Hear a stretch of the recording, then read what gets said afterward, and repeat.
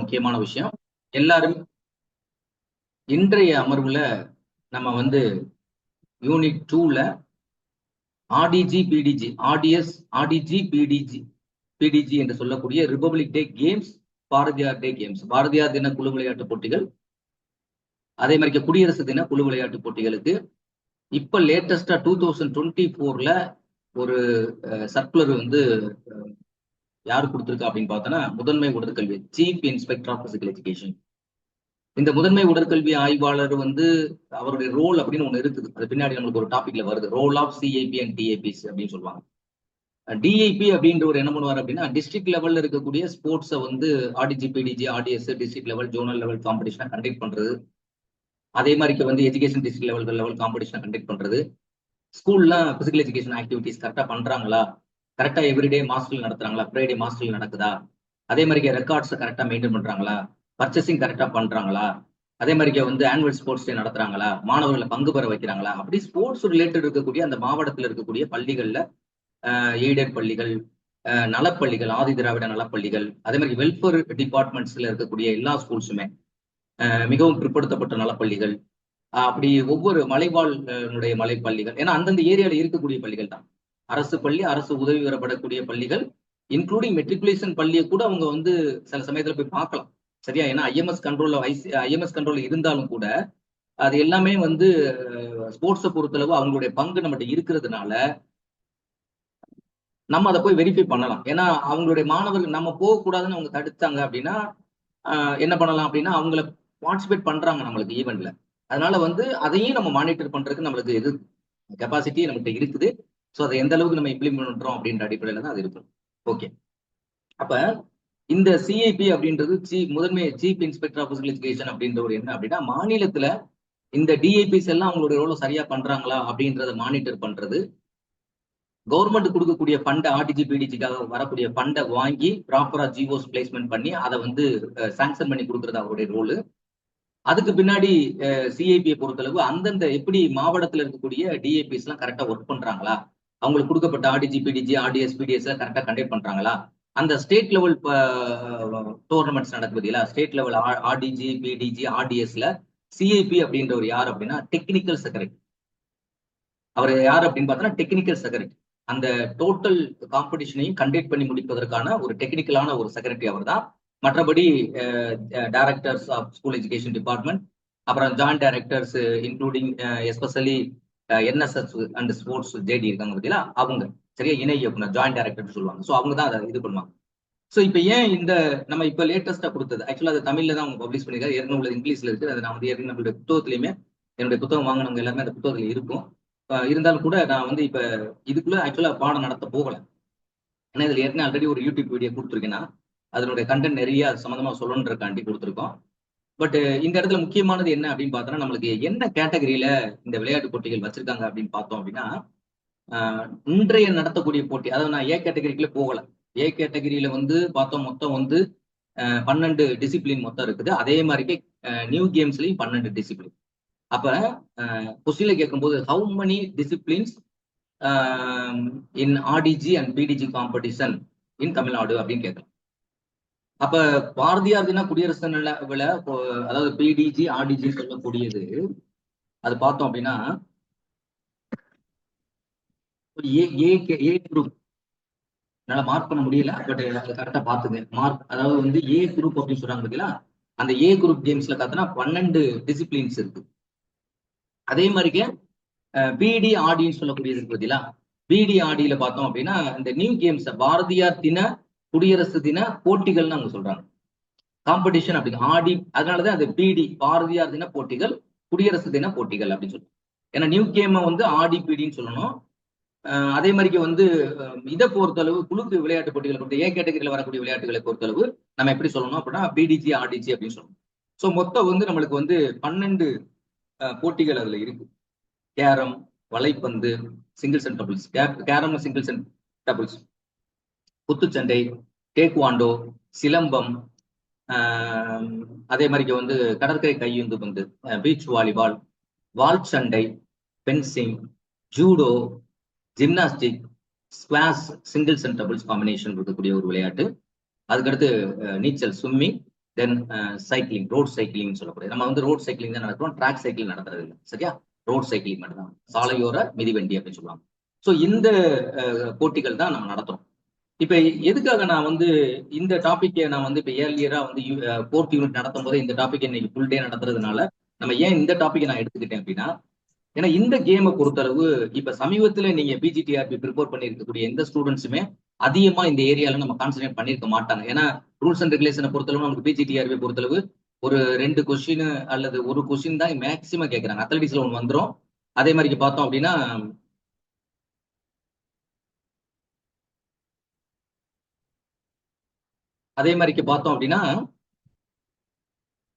நம்மளுக்கு வந்து ஒரு கேம்ஸ்ல ஒண்ணு வரும், இல்ல அத்லெட்டிக்ஸ்ல கண்டிப்பா ஒண்ணு கேட்டுருவாங்க. ஏதோ ட்ராக் அண்ட் ஃபீல்ட்ல ஒரு கொஸ்டின்ஸ் இருக்கும். அப்ப 2 தான் இது வரைக்கும் கேட்கறதுனால இந்த பகுதியில நம்ம கான்சன்ட்ரேட் பண்றது கிடையாது. ஆனா இந்த முறை நீங்க அப்படி நினைக்க கூடாது.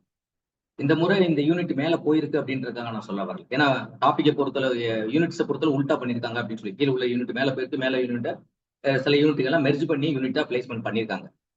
அதனால என்ன பண்ணணும் அப்படின்னா, டெக்னிக்கலா பார்க்கும்போது வந்து வெயிட்டேஜ் அப்படின்னு பார்த்தோம் அப்படின்னா கண்டிப்பா எல்லா யூனிட்டுக்கும் நீங்க ஈக்குவல் இம்பார்ட்டன்ஸ் கொடுங்க அப்படின்றதான் இந்த எக்ஸாமினேஷன் நான் உங்களுக்கு சொல்லக்கூடிய பாயிண்ட். இப்ப ஏற்கனவே நீங்க மேஜர் கேம்ல எல்லாம் நிறைய அட்டன் பண்ணிருப்பீங்க, கிளாஸஸ் அட்டன் பண்ணிருப்பீங்க. அதனால வந்து அது உங்களுக்கு பரிச்சித்தமான ஒரு பகுதி அப்படின்றதுக்காக தான் அந்த பகுதி நம்ம ஃபர்ஸ்ட் பார்க்கலாம். சரி, அந்த பகுதி ஆல்ரெடி நம்மளுக்கு வந்து ஆப்ல வந்து டாபிக் வைஸா ஒவ்வொரு கேம் வைஸா உங்களுக்கு அதிலே வீடியோ கண்டென்ட் அதிலே என்ன போட்டிருக்கோம் அப்படின்னு பார்த்தா கொஸ்டின் டெஸ்ட் பேப்பர்ஸ் போட்டாச்சு, மெட்டீரியல்ஸும் இங்க பிளேஸ்மெண்ட் பண்ணிடுவோம். அதனால அதை பாயிண்ட் பண்ணி தான் இருக்கும். அதை பார்த்துட்டே நீங்க அந்த டெஸ்ட் பேப்பர் அதை கேட்டுட்டே ஒரு தடவை அப்படின்னா நீங்க டெஸ்ட் பேப்பர் எடுத்து எந்த டெஸ்ட் பேப்பர் அட்டன் பண்ணாலும் உங்களால அட்டன் பண்ண முடியும். அதனால அதை பொறுத்தவரை நீங்க பயப்பட வேண்டியதில்லை. இப்ப இன்றைய இந்த 12 அப்ப நீங்க ஃபர்ஸ்ட் இதுல கேட்க வேண்டியதுல RDBD competition, how many RDBD competition in Tamil Nadu state level competition அப்படின்னு கேட்டாங்கன்னா ஸோ 12 அப்படின்னு அர்த்தம். ஸோ இதுலேயே வந்து டிஸ்ட்ரிக்ட் லெவல்ல இதுல கொஞ்சம் வேரியேஷன்ஸ் இருக்கும். சரியா? சில கேம்ஸ் வந்து ஜோனல் லெவல்ல நடத்துவாங்க, செஸ்ஸும் கேரமும் ஜோனல் லெவல்ல நடக்கும். அடுத்து ஒரு சில கேம்ஸ் வந்து என்ன அப்படின்னா டிவிஷனல், அதாவது அடுத்த லெவல் எஜுகேஷன் டிஸ்ட்ரிக்ட் இப்போ மாத்திருக்காங்கல்ல அந்த மாதிரி லெவல்ல ஒன்று நடக்கும். அடுத்து ஸ்டேட் லெவல்ல பார்க்கும்போது கிட்டத்தட்ட 12 டிசிப்ளினுமே நடத்துறாங்க. சரியா? அப்ப எது அப்படின்றத இது சம்பந்தம் ஆர்டிபிடி ரூல்ஸ் அண்ட் ரெகுலேஷன்ஸ் அப்படின்னு ஒரு பார்ட்டுக்கு அந்த பகுதியில் நடத்துவோம். ஸோ இந்த இது எதுக்காக நான் டிஸ்பிளே பண்ணிருக்கேன் அப்படின்னு பார்த்தோம்னா, இப்ப சி விளையாட்டு போட்டி அப்படின்றது பார்த்தோன்னா என்ன குரூப் சி காம்படிஷன் அப்படின்னா குடியரசு தின தடகள போட்டி ஆர்டிஎஸ் அப்படின்னு சொல்லிட்டாங்க. ஸோ ஜென்ரலா ஆர்டிஎஸ் அப்படின்னு சொல்லிட்டாங்க. அதை பிடிஎஸ் சொல்ல வேண்டியதில்லை. முதல்ல அந்த மாதிரி ஆர்டிஎஸ் பிடிஎஸ் சொல்லிக்கிட்டு இருந்தாங்க. அண்டர் 17க்கு வந்து ஆர்டிஎஸ் சொல்லுவாங்க, அண்டர் 19க்கு பிடிஎஸ் சொல்லுவாங்க. நான் இப்ப ப்ரீவியஸ் வீடியோஸ்லாம் சொல்லும் போது ஆர்டிஎஸ் பிடிஎஸ்னு இன்ட்ரோடக்ஷன்ல கொடுத்துருப்பேன். ஆனா தெளிவாவே உங்களுக்கு கொடுத்துட்டாங்க. தேர்ட் கேட்டகரி அப்படின்ற சி கேட்டகரி காம்படிஷன்ல ஒன்லி ஃபார் ஆர்டிஎஸ் அப்படின்னா ஆல் கேட்டகரி. அப்போ வந்து 14 வருவாங்க, 17 வருவாங்க, அதே மாதிரிக்கே 19 கேட்டகரி வந்துருவாங்க. சரி, அண்டர் 19 கேட்டகரி வந்துருவாங்க. அடுத்து குரூப் டி அப்படின்னு பார்க்கும்போது டி கேம் அப்படின்னு பார்த்தோம்னா சதுரங்க விளையாட்டு போட்டி தான். இந்த சதுரங்க விளையாட்டு போட்டியில மட்டும் ஒரு டிஃபரன்ஸ் என்ன இருக்கு அப்படின்னு பார்த்தோம்னா, கொஸ்டின்ல கேட்கறதுக்கு சான்சஸ் இருக்கக்கூடிய ஒரு பகுதி என்ன அப்படின்னு பார்த்தோம்னா, ஏன்னா சதுரங்கத்துக்கு தனியாவே ஒரு பார்ட் நம்மளுக்கு கொடுத்துருக்காங்க. இப்ப நம்ம சாதாரணமா பார்க்கும்போது நம்மளுடைய காம்படிஷன்ல யார் கலந்துக்கலாம் அப்படின்னா, முதல்ல தொடக்கத்துல வந்து only high school higher secondary தான் கலந்துக்கிற முடியும். மிடில் ஸ்கூல்னு சொல்லக்கூடிய அப்பர் பிரைமரி ஸ்கூல் கலந்துக்கிற முடியாது.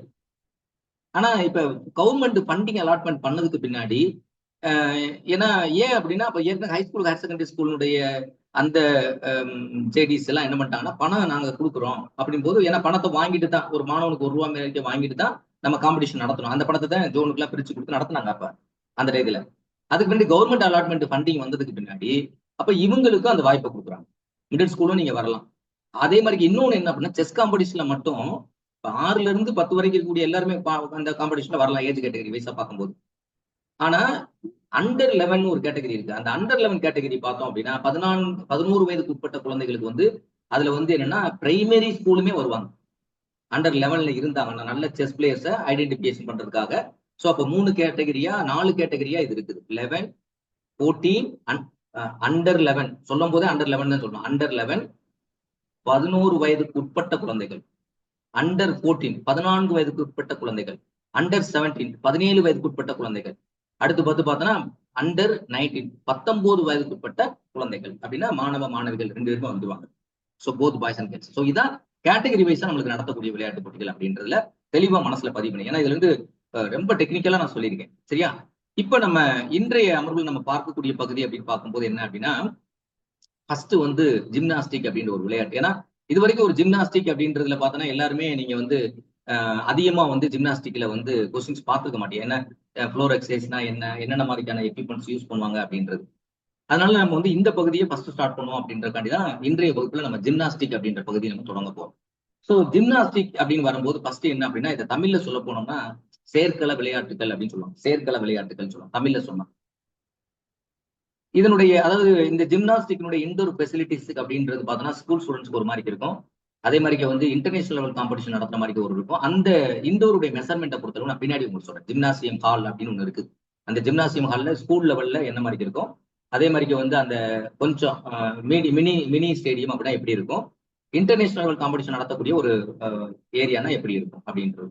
அது ஆக்சுவலா வந்து அதனுடைய ஏரியா வந்து வைடரா இருக்கும். நான் எங்கே அதை பார்த்தேன் அப்படின்னா, அங்க எனக்கு ஒரு கிட்டத்தட்ட ஒரு ஒரு ஒரு செஷன் கிளாஸ் இருந்துச்சு. அதுல குவாலியர்ல ஜிம்னாஸ்டிக் பார்த்தோன்னா ஃபுல்லி எக்யூப். அந்த உள்ள ஏரியா ஃபுல்லி எக்யூப்டு பெரிய ஒரு இண்டோர் ஜிம்னாசியம். அதுல எல்லா எக்யூப்மெண்ட் இப்ப நம்ம என்னென்ன எக்யூப்மெண்ட்லாம் பார்க்கறோம் எல்லா எக்யூப்மெண்ட்டுமே அந்த எக்யூப்மெண்ட்ல பிளேஸ்மெண்ட்ஸ் பண்ணியிருக்காங்க. ஒவ்வொன்றையும் வந்து அங்க ஸ்டூடெண்ட்ஸ் வந்து டீச்சர் நின்றாங்க. அவங்க வந்து டெமோ பண்ணி காட்டினாங்க. இதை எப்படி செய்யணும் அப்படின்னு எங்களுக்கு டெமோ பண்ணி காட்டணும். ஜிம்னாஸ்டிக் சரி, அது என்னுடைய அனுபவத்துல நான் அந்த குவாலியர் எல்எம்சிபி ட்ரைனிங் அட்டன் பண்ணும்போது ஒரு 21 நாள் ட்ரைனிங் இங்க அட்டன் பண்ணேன். அப்போது அதை வந்து நான் பார்த்தேன். ஓகே, இப்ப த வேர்ல்டு ஜிம்னாஸ்டிக், ஆனா இங்கிலீஷ்ல நம்ம நேரடியா தமிழ்ல எழுத போகும்போது ஜிம்னாஸ்டிக் அப்படின்னு எழுதுவோம் தமிழ்ல.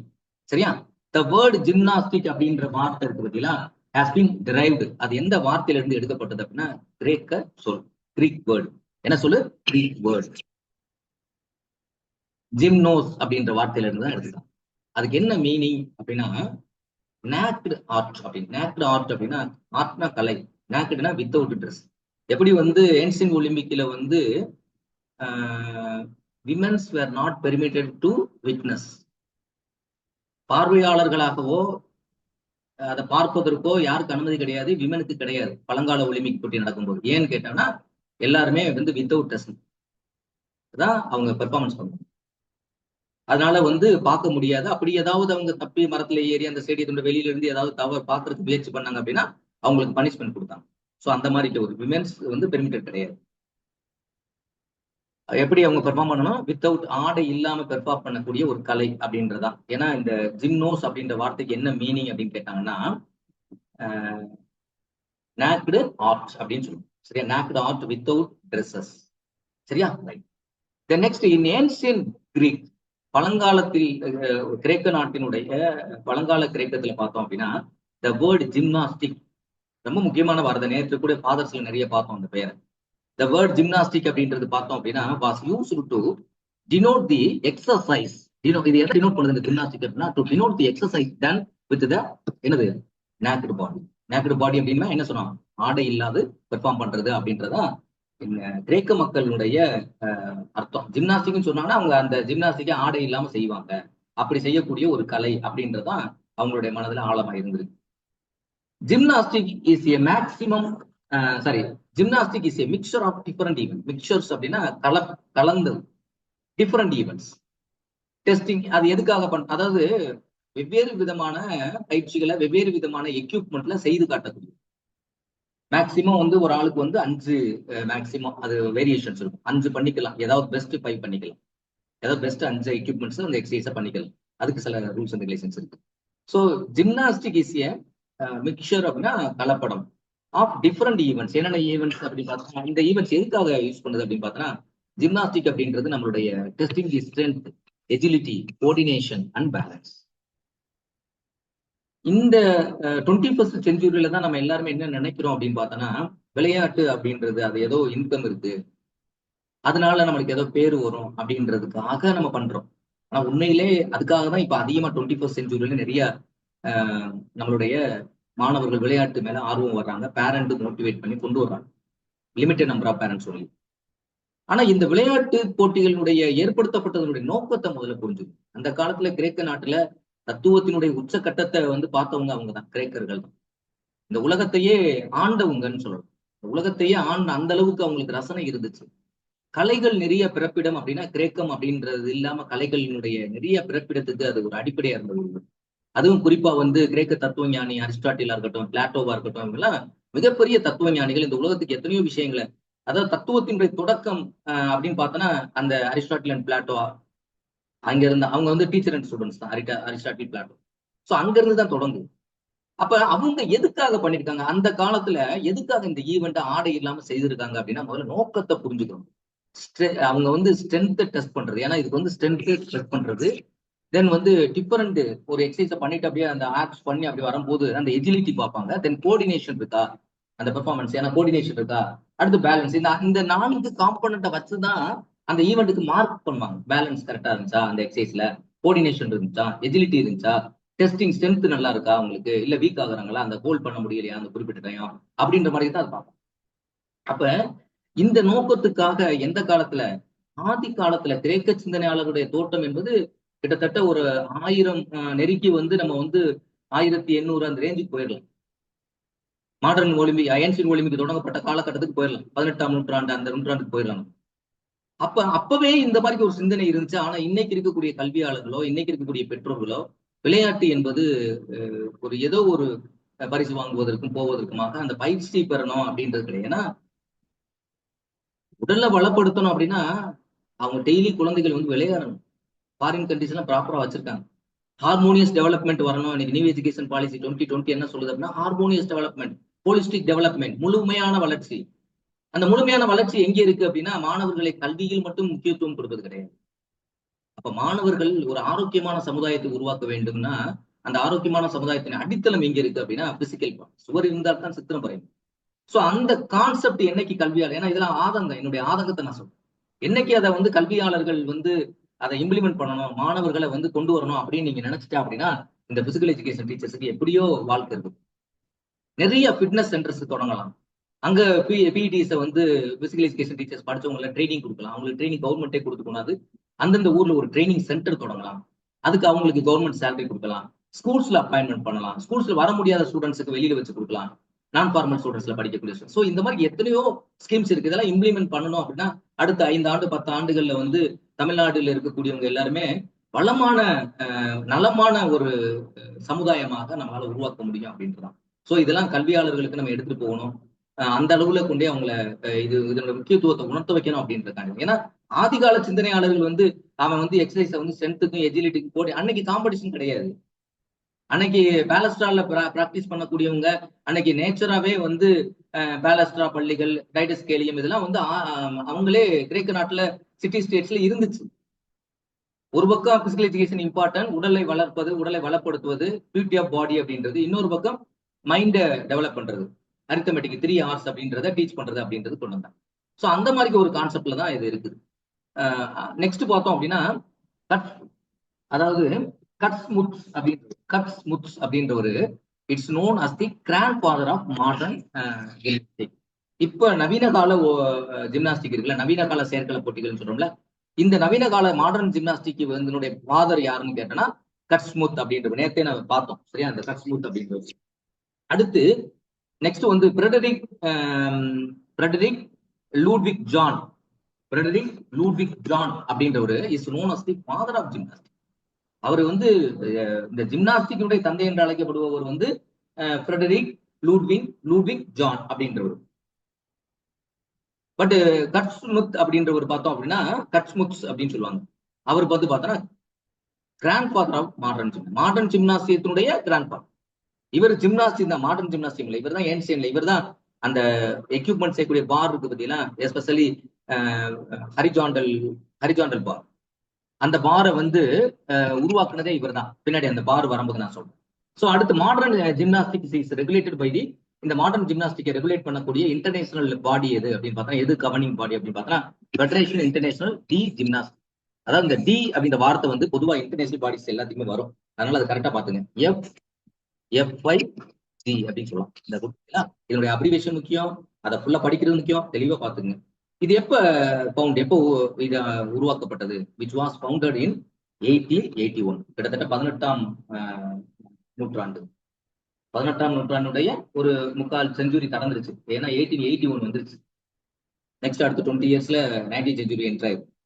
ஸோ அப்ப 1881லயே இந்த ஃபெடரேஷன் இன்டர்நேஷனல் டி ஜிம்னாஸ்டிக் அப்படின்றத தொடங்கிட்டாங்க. Gymnastic was included in the modern Olympic games. எப்ப மாடர்ன் ஒலிம்பிக்? ஏன்னா எப்போதுமே இந்த கேம்ஸை பொறுத்தளவு அது எப்ப இன்ட்ரோடியூஸ் பண்ணாங்க, அதோட ஃபெடரேஷன் எப்ப தொடங்கப்பட்டது, இந்தியாவில் எப்ப தொடங்கப்பட்டது, இன்டர்நேஷனல் எப்ப தொடங்கப்பட்டது, இதனுடைய நேம் ஆண்டு தெரிஞ்சிருக்கும்.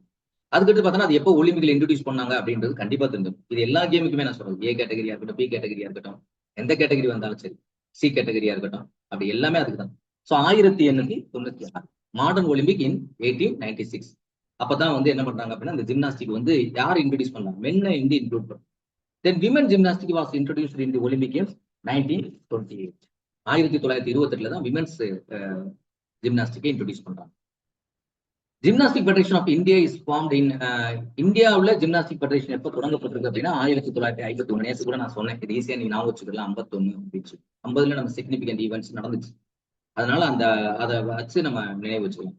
த first gymnastic world cup organised in 1975. 1975 தான் ஃபர்ஸ்ட் ஜிம்னாஸ்டிக் வேர்ல்டு கப் அப்படின்றது நடத்திருக்காங்க. At present gymnastic as an event can be seen in almost all known multi sports meet. இப்ப எல்லாத்துக்குமே ஒரு ஜிம்னாஸ்டிக்னு ஒரு காலத்துல தெரியாது. இப்பெல்லாம் பார்த்தா நான் வந்து ஆக்சுவலா டிஐபி இருக்க டயத்துல பார்த்தோம் அப்படின்னா சேலத்துல வந்து ராபர்ட் அப்படின்ற அவர் அப்ப டிஐபி, அவர் நிறைய எஜிபி காம்படிஷன்ஸ் இதெல்லாம் நிறைய வாலண்டியர் எடுத்து நடத்துவார். ஸ்பாஸ்லாம் எடுத்து நடத்தினார். அப்ப இருக்கக்கூடிய மினிஸ்டர் கூட நம்மளுடைய secretary, education secretary Sabitha madam கூட அப்போ இந்த ஸ்குவாஷ் காம்படிஷன் வந்திருந்தாங்க. அவங்க டாக்டரும் அந்த காம்படிஷன் ஆடினாங்க. நாங்கள் அங்கே இருந்தோம், அவங்களோட இருந்து குரூப் போட்டோ கூட எடுத்தோம். டிஏபி ஸ்கூல்ல சேலத்தில் நடந்துச்சு அந்த ஸ்குவாஷ் கோர்ட்ல. ஆனால் பட் இவர் கொஞ்சம் அதில் ஆர்வம், சார் ராபர்ட் சார் அவங்க வந்து தான் அதை அப்போ ஜிம்னாஸ்டிக் நடத்தினாங்க. அப்போ நான் அந்த ஜிம்னாஸ்டிக் எந்த ஸ்கூல்ல வச்சு நடத்துறாங்க அப்படின்னு பார்த்தோன்னா அந்த ஒரு கிறிஸ்டியன் ஸ்கூல் ரோட்டு மேல இருக்கு. பசான்ல இருந்து ரொம்ப நியரஸ்ட் பிளேஸ் தான் அது. இந்த 5 ரோட்ல இருந்து இறங்கி கொஞ்சம் நடந்து போனோம்னா அந்த ஸ்கூலுக்கு போயிடலாம். ரோட்டு மேலே இருக்கு. இங்க இருந்து பஸ் ஸ்டாண்ட்ல இருந்து போனோம்னா லெஃப்ட் சைட்ல அந்த இது இருக்கு ஸ்கூல். அந்த ஸ்கூல்ல தான் வச்சு இது நடத்தினாங்க. ஜிம்னாஸ்டிக் நடந்துச்சு. உள்ளேயே வந்து பென்சிங் நடந்துச்சு. எனக்கு பென்சிங் இன்சார்ஜ் கொடுத்துருந்தாங்க. நான் பென்சிங் தான் பார்த்துட்டு இங்கிட்டு ஜிம்னாஸ்டிக் வெளிப்பகுதியில் வச்சு மேட்லாம் போட்டு நடத்தாங்க. அப்போ அதுலதான் மாணவர்களுடைய பங்கு கிடையாது. மாநில போட்டில ஈஸியா பங்கு வருவாங்க. அந்த மாதிரி ஒரு ஸ்டேட்டஸ் இருந்துச்சு. ஏன்னா அப்போ வந்து நிறைய இப்ப எக்யூப்மெண்ட் கிடையாது. இப்ப பார்த்தா நீங்க எக்யூப்மெண்ட்டே பார்க்க போறீங்க, என்னென்ன எக்யூப்மெண்ட்லாம் இருக்கு காட்டுறேன் பாருங்க. வேற எக்யூப்மெண்ட் மட்டும் பாருங்க. ஸோ இதெல்லாம் நம்ம ஃபெசிலிட்டிஸ் வந்து ஏற்படுத்தி கொடுக்க முடியுமா? அப்படி பண்ணோம்னா, ஏன்னா நம்ம எல்லாருமே நம்மளுக்கு ஒரு ட்ரெடிஷன் இருக்கு தமிழ்நாட்டுக்கு. யோகா வந்து இந்தியாவில உருவாக்கப்பட்டதாலும் நம்மளுடைய தமிழ் சித்தர்கள் யோகாவை உருவாக்கியிருக்காங்க. அதனால நிறைய பாடியிலையும் நம்ம நல்லா பேலன்ஸா இருக்கும். இந்த நிறைய பார்த்தோன்னா இந்த மாதிரி கலைகள்லாம் நம்மளுக்கு ஈஸியா இருக்கும் நேச்சரா. அதனால அது மாதிரி நம்ம ட்ரெயின் பண்ணலாம் அப்படின்றதான். In recent year the eastern European countries, eastern European countries இருக்காங்கல்ல, சைனா, ஜப்பான், இவங்கெல்லாம் பார்த்தோம், Russia, USA, United States of America have the dominant in the international level. அவங்கெல்லாம் வந்து இன்டர்நேஷனல் லெவல்ல இப்ப ஜப்பான்லாம் பார்த்தோம் அப்படின்னா, சைனாலாம் பார்த்தோன்னா அவங்க வந்து ஒலிம்பிக் கேம் நடத்தும் போதெல்லாம் பார்த்தோன்னா அந்த ஏர்லியரா அந்த குழந்தைகளை சின்ன குழந்தையில இருந்து ட்ரெயின் பண்றாங்க. அவங்களாம் இந்த போட்டிகள் எல்லாம் சின்ன குழந்தையிலே எடுத்து அவங்க அந்த ஸ்டேஜ்ல இருந்தே ஒரு ஓரளவுக்கு மிடில் ஒரு ஏஜ் வச்சுக்கிட்டு அதுல இருந்து எடுத்து ஒலிம்பிக் மூமெண்ட்டுக்கு கொண்டு வராங்க. கிராஸ் ரூட் லெவல்னா ரொம்ப கிராஸ் ரூட் லெவல். நம்மளாவது 60 இயர்ஸ் ஏஜுக்கு போறோம், 11 இயர்ஸ் 8 இயர்ஸ்னு போறோம். அவங்க எல்லாம் இன்னும் கொஞ்சம் ஏர்லியரா போறாங்க. அடுத்து பார்த்தோம்னா டைப்ஸ் ஆஃப் ஜிம்னாஸ்டிக் அப்படின்னு பார்த்தோம் அப்படின்னா, ஆக்சுவலா broadly the gymnastic can be classified into 3 type. 3 டைப்பா நமக்கு பிரிக்காது. என்ன அப்படின்னு பார்த்தோம்னா பேசிக் ஜிம்னாஸ்டிக் அப்படின்னு சொல்லலாம். ஸ்போர்ட்டிவ் ஜிம்னாஸ்டிக் விளையாட்டுக்கு விளையாடக்கூடிய ஒரு வகையான ஜிம்னாஸ்டிக் இருக்கு. பேசிக் ஜிம்னாஸ்டிக் நம்ம ஏற்கனவே சொன்னோம்ல, ஸ்ட்ரென்த், பேலன்ஸ் இதெல்லாம் கெயின் பண்றதுக்காக ஜென்ரல் ஃபிட்னஸ்க்காக விளையாடக்கூடிய. இன்னைக்கு சும்மா போய் நம்ம வந்து இதுல ஜிம், மல்டி ஜிம் அதெல்லாம் பண்றோம் பத்தில. மல்டி ஜிம்ல எல்லாம் போய் பண்றது வந்து ஒன்லி எதை டெவலப் பண்ண முடியும்? மசில். நம்மளுக்கு அது தேவையா? நம்மளுக்கு ஜென்ரலா வாக்கிங் ஒரு 30 மினிட்ஸ் 40 மினிட்ஸ் நடந்தாவே ஓவரால் மசில்ஸ் எல்லாமே டெவலப்மெண்ட் ஆகும். அது போய் ஓவரா செஞ்சு கடைசியில பார்த்தோன்னா நிறைய இன்னைக்கு பார்த்தோன்னா டெத்து ஜிம்னாஸ்டிக்ல எல்லாம் பார்த்தோன்னா கரெக்டா ப்ராப்பரா கைட் பண்ணாம கோச்சஸ் இல்லாம நிறைய பார்த்தோன்னா டெத் ஆகுது. ஏன்னா ஓவரா அவங்க வெயிட்டை தூக்கி heart failure, heart attack, heart stroke அதெல்லாம் வந்து ஸ்ட்ரோக்லாம் வர்றதுக்கான வாய்ப்பு இருக்கு. அடுத்து வந்து ஆக்சிலரி ஜிம்னாஸ்டிக் அப்படின்னு சொல்லுவாங்க. 3 வகையான ஒரு ஜிம்னாஸ்டிக் போட்டிகள் இருக்கு. அதுல வந்து நம்ம பார்க்கக்கூடிய நம்ம விளையாட்டுக்கு இருக்கக்கூடியது என்ன அப்படின்னா ஸ்போர்ட்டிவ் ஜிம்னாஸ்டிக் அப்படின்னு சொல்றாங்க. இந்த ஸ்போர்ட்டிவ் ஜிம்னாஸ்டிக் அப்படின்றது பார்த்தோம் அப்படின்னா அது வந்து ஃபர்தரா 2-3 கிளாசிபிகேஷன் அதுல இருக்கு. அதாவது ஜென்ரலா ஜிம்னாஸ்டிக் எத்தனை கிளாசிபிகேஷன் பண்ணோம்னா 3 கிளாசிபிகேஷன். அதே மாதிரி வந்து ஸ்போர்ட்ஸ் ஜிம்னாஸ்டிக்கை கிளாசிஃபை பண்ணோம் அப்படின்னா இந்த ஒரு கேட்டகரி. இதை வந்து மறுபடியும் ஃபர்தரா கிளாசிஃபை பண்ணா என்னென்ன கேட்டகரி சொல்றாங்கன்னா artistic gymnastic, men and women 2 பேருக்குமே ஆர்டிஸ்டிக் ஜிம்னாஸ்டிக் இருக்கு. இப்ப யோகாலாம் ஆர்டிஸ்டிக் யோகான் இருக்கு, ரிதமிக் யோகான் இருக்கு. சரியா? அதெல்லாம் இருக்கு. அதே மாதிரி இந்த rhythmic aerobics rhythmic rhythmic aerobics அப்படின்னு சொல்லக்கூடிய அதுவும் ஒரு வகையான டைப், ரெண்டாவது டைப். சரியா? ஸ்போர்ட்டிவ் ஜிம்னாஸ்டிக்ல இருக்கக்கூடிய டைப். எதுல டைப் கேட்கறாங்க? ஓவராலா கேட்டா 3 டைப். எஸ்பெஷலி ஸ்போர்ட்டிவ் ஜிம்னாஸ்டிக் அப்படின்னு பார்த்தோன்னா எத்தனை கேட்டகரின்னு வருது பார்க்கலாம். அடுத்து பார்த்தோம் அப்படின்னா அக்ரோபாட்டிக்ஸ் ஜிம்னாஸ்டிக் அப்படின்னு சொல்றோம். அது வந்து 3வது. தென் அடுத்து பார்த்தோம் அப்படின்னா ட்ராம்போலைன் அப்படின்னு சொல்லக்கூடிய ஒரு ஜிம்னாஸ்டிக். இது வந்து 4வது. அப்ப ஜிம்னாஸ்டிக் ஜெனரலா கிளாசிஃபை பண்ணோம்னா 3. அதே மாதிரி வந்து ஓவராலா ஸ்போர்ட்டிவ் ஜிம்னாஸ்டிக் மட்டும் கிளாசிபிகேஷன் பண்ணோம் அப்படின்னு பார்த்தோன்னா மொத்தம் 4 கிளாசிபிகேஷன்ஸ் இருக்கு. சரியா? இப்ப இதுலதான் பார்த்தோம் அப்படின்னா மென் விமனுக்கு என்னென்ன ஈவெண்ட் நம்ம என்ன பார்க்க போறோம் அப்படின்னு பாக்குறதுக்காக சொல்றேன். ஃப்ளோர் எக்ஸசைஸ் மென்னுக்கு என்னென்ன ஈவெண்ட் பண்ண போறாங்க.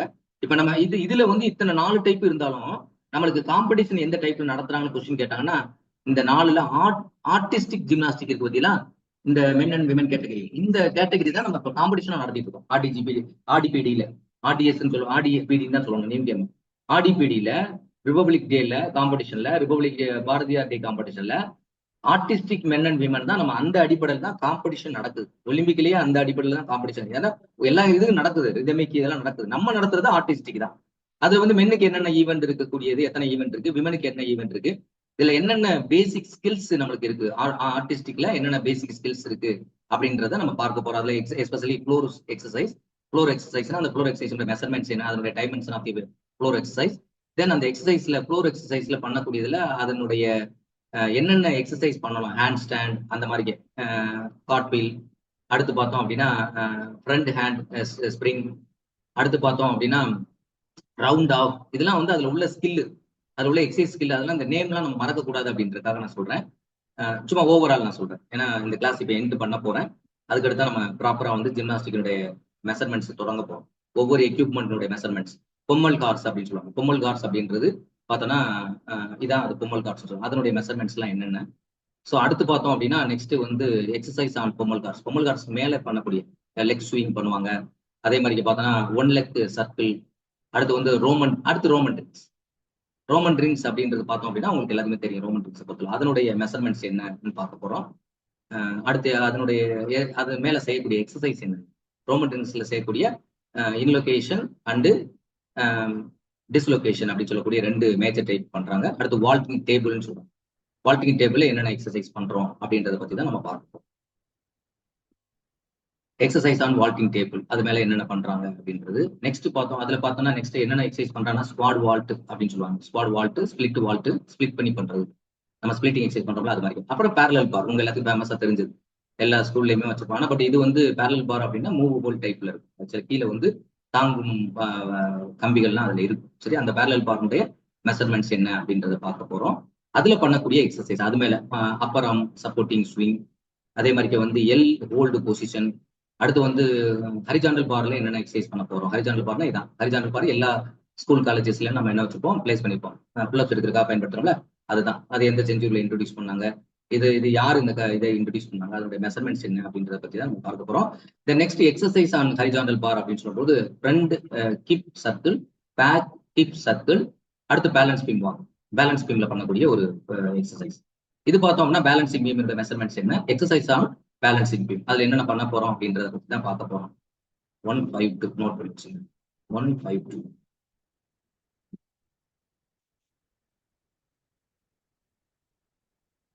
அடுத்து பார்த்தோம் அப்படின்னா எக்ஸசைஸ் ஆன் பேலன்ஸ் பீம் வாக்ல பார்த்தோம்னா balance on 1 leg, T balance சொல்லுவாங்க. அதை வாக்கிங் ஆன் தி பீம்.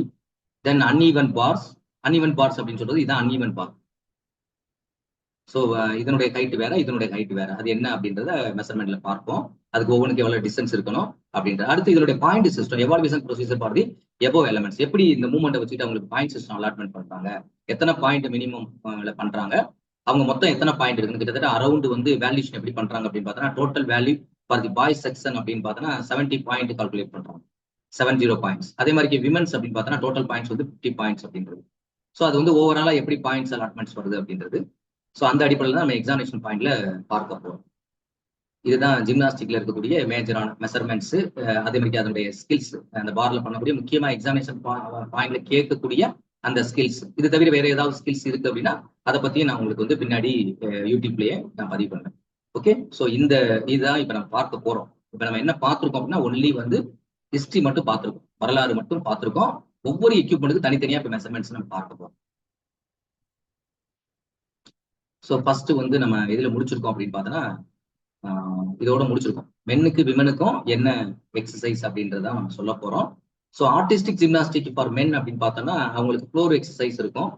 அடுத்து வந்து பொம்மன் பார்ட்ஸ் இருக்கும். இது முக்கியமா கொஸ்டின்ல கேட்பாங்கப்பா, ரொம்ப எதிர்பார்க்கப்படக்கூடிய வினா, இது ரொம்ப ரொம்ப முக்கியமான வினா. அடுத்து வந்து Roman rings, vaulting table, parallel bars and horizontal bars. அப்ப மொத்தம் எத்தனை எக்ஸசைஸ்? Floor exercise 1 2 3 4 5 6. இந்த 6 எக்ஸசைஸும் அதே மாதிரி விமன்ஸ்க்கு ஃப்ளோர் எக்ஸசைஸ் அப்படின்னு பார்த்தோம். விமனுக்கு எக்ஸசைஸ் அப்படின்னு பார்த்தோம்னா ஃபார் விமன் அப்பரேட்டஸ் ஆர் வால்டிங்,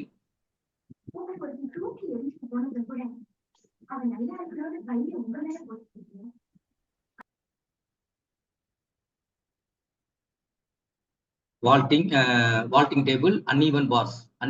ஏன்னா இது வந்து விமன்ஸ் தனியா இருக்கும் அன்ஈவன் பார்ஸ் அப்படின்றது. அப்புறம் பேலன்ஸ் பீம் வாக்கு, ஃப்ளோர் எக்ஸசைஸ் அப்படின்றது இவங்களுக்குள்ள எக்ஸசைஸ் 1 2 3 4.